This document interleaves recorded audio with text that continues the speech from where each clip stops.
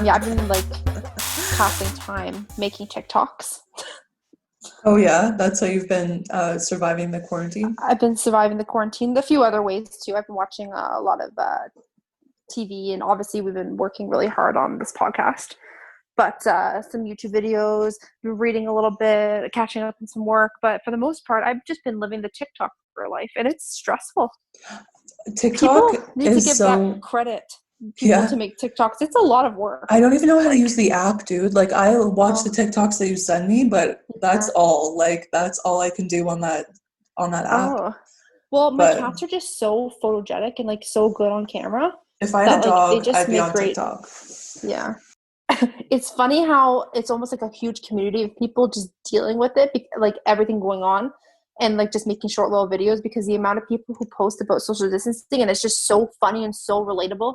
And it's just like, it just kind of makes you laugh about it. And it's like, it's very, it brings everything kind of back into perspective of Yeah, how like we're all like kind of like struggling together, but not in the same place at I all. think this is the first time that the whole world is kind of in on one thing, which is social distancing. Like For the everybody is most part. affected by it, you know? Like Hmm. Hmm. everybody in one way or another is living this. And it's so weird to think that the I whole world feel is in this community right now. okay, I might be wrong on this, but I feel like this or the complete end of the world are the only things that would ever have the whole entire world involved in the same thing at the same time. Like I don't Right. think there will ever be anything like Heather, like you said, there's never been anything else like this at all where the whole world's come to a stop. Obviously the whole world was affected by like the wars and stuff like that back then, and like But people could if you were work. to ask our grandparents and stuff like that, they would say that that was a very like everyone thought the world was going to end back then. Like everyone thought it was, but no one had social media technology. No one was chatting about it, talking about it with each That's other. right. Like Hmm. yeah, women started to work in the factories instead. Like the economy was boosting, but Yeah. the Great Depression was really hard on a lot of people. A lot of people were starving and dying from starving.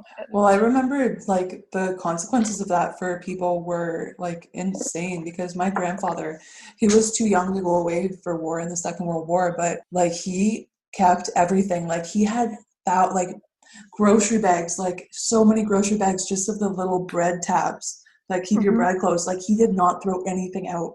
His mm-hmm. basement was full of like anything that he could keep his hands on. Like you needed an elastic band, great.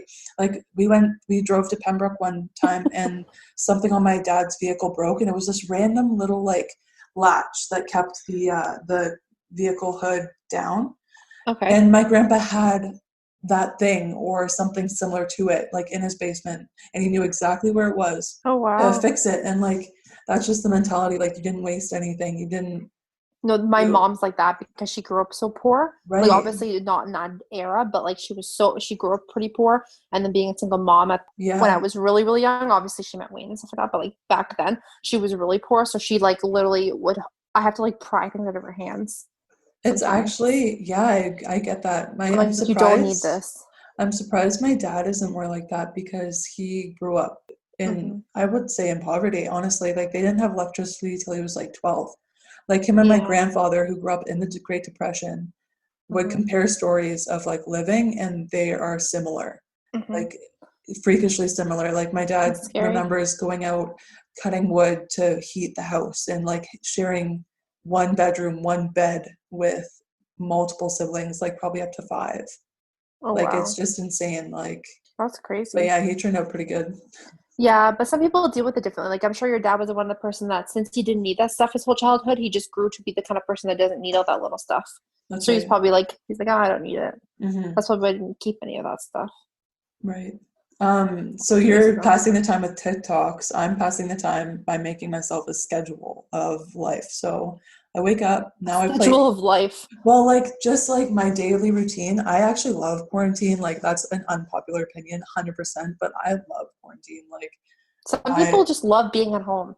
I go I crazy. I don't like being at home. Like I like structure and I like accountability. So like Hmm. I've been going outside when it's nice, going for walks and like keeping my social distance and stuff, but Hmm. when I wake up, I'll play on my Nintendo Switch like probably about a half hour, 45 minutes of Animal Crossing.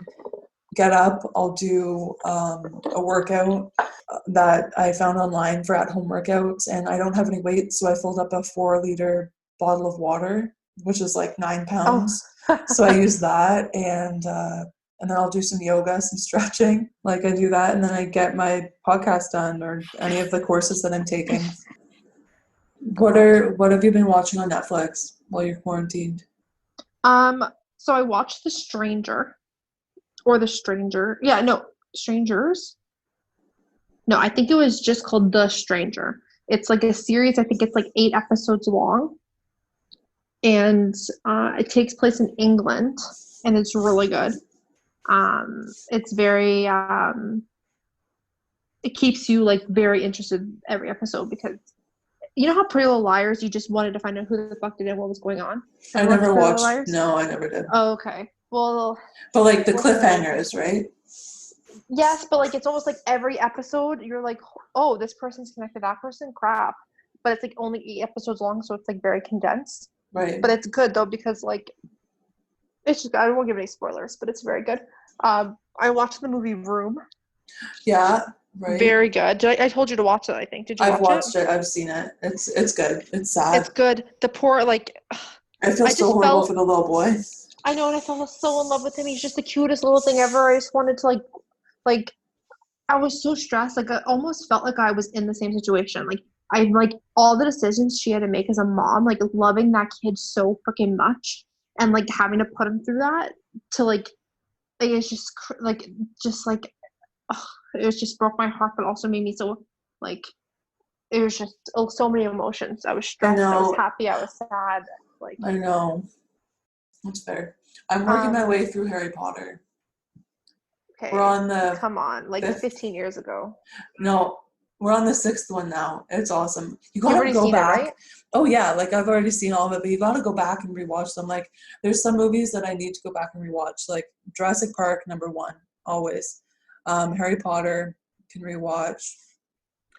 Talladega Nights, Land of the Talladega Lost. Nights. I love Like to you Step guys, Brothers. yes, you can White never Chicks. watch them too much. I've haven't seen White Chicks too much, but Oh my god, I cannot. I don't think I could sit there and rewatch Harry Potter. Like maybe like I can watch one movie if someone else is watching it at a time every few years. Like it's just too much. And like I have never really been into all those movies like The Hobbit and like I Harry can't get Potter and into all those. Like Lord I of the just Rings. Don't compare Harry Potter to Lord of the Rings because they're I didn't. different. I don't like Lord of the Rings either. It's very like bleh. I've What do you Tyler say? says Tyler says Lord of the Rings is amazing. I can't get through the second movie. It's so No, long. it's way too much. Like Shh. I don't even like Harry Potter that much. Oh my gosh. But so we were doing that, and then we're rewatching The Walking Dead. I love The Walking Dead so much. But me and Tyler get Mhm. into like little fights about how we would deal with the situations differently. Mhm. So that's a little bit, it's not like fights, but like we bicker back and forth about how we would deal with the situation in the post-apocalyptic world. Or like how you would survive. Yeah. Like Yeah. you have different. You guys have different ideas on what would Yeah, be like he's best. more loving and like empathetic. He'd be like, "Oh, well, you're going through the same thing that we're going through, so we're gonna give you a chance." I'd be like, "Fuck Uh-oh, you, not get the me. fuck out." Yeah. But I think like we You can't like trust people in that. Like even though every movie is gonna try and teach you to trust everyone, but like that's not in your biology to just trust random people in that kind of right, situation. right, Like at that point, the only thing you know is the you yourself and like your family that's with you and like your closest friends. Like there's no yeah, one else that you could bet I would bet $1,000,000 on or my life on to like right. Do you to remember? have my back in that situation. Do you remember when we first met and I came up to you? I was like, "What do you want to do? Yeah. What do you want to do in the future?" You're like, "I want to be a doctor." I'm like, "Kate, you're in." Like, Yeah. you're And I was in like, what? huh? I'm like, you're on my zombie apocalypse team, and you're like, okay, but like honestly though, I know, and I remember the first thing that ran through my head. I was like, "Is there enough room for my cats in the car?" Because I was living with my parents at that time, and they have 2 cats as well. And I was well, like, it wasn't. We all have our own car. Like "Oh, okay." It's like like it's a a whole like convoy. okay. You've watched uh that series on Netflix that was like extreme what the people that prepare for all that stuff, the extreme whatever. Yes, preppers. Is that what it's called? I think so. Or Doomsday Preppers? Yeah. That was intense. I remember watching one episode and they had like a school bus and they had a whole drill planned out and enough food for 10 years. And I was I like, wish I could too do that. much. I think I might do that after, like, once we get our podcast up and running, like, I'm just going to become a prepper. Oh, well, from one project to the other one. Yep, look out, you know? You got to keep yourself busy, especially in the time of pandemic.